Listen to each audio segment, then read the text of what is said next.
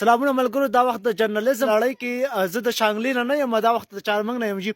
ملګرو، دا وخت د پښتونخوا د قدرتي وسایل درته ښایم جی. دا د چارمنګ علاقه ده، خو دلته قدرتي چې کوم د ډمبر ورته وایي، کوم چې په سالنګ کې او نور دغه کې استعمالیږي، همدا ده جی.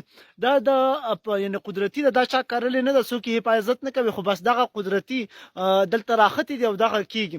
دا د پښتونخوا قدرتي وسایل دي، دغه غرونه د چارمنګ چې کوم د افغانستان سره کوم بارډر دی، همدغه ای بارډر دی، دغه د دې د افغانستان او د کوم د پښتونخوا بارډر چې دی دغه یې. خو زه خبره په دې کوم چې په پښتونخوا کې ډېر زیات وسایل دي، په پښتونخوا کې ډېر زیات هغه چلغوزي بوټي شته، په هر قسم زمرود شته، هر شی شته، خو په دې باندې چې کوم دی زمونږ اختیار نشته، په دغه باندې زمونږ واک نشته. نو باید د دې لپاره موږ تاسو خپل په وطن د مسایلو، په خپل وطن په وسایلو باندې ځان پوه کړو، او د هر څوک چې زمونږ وسایل خوري د هغو نه د دې پوښتنه وکړو چې دغه موږ ته راکړي. مننه.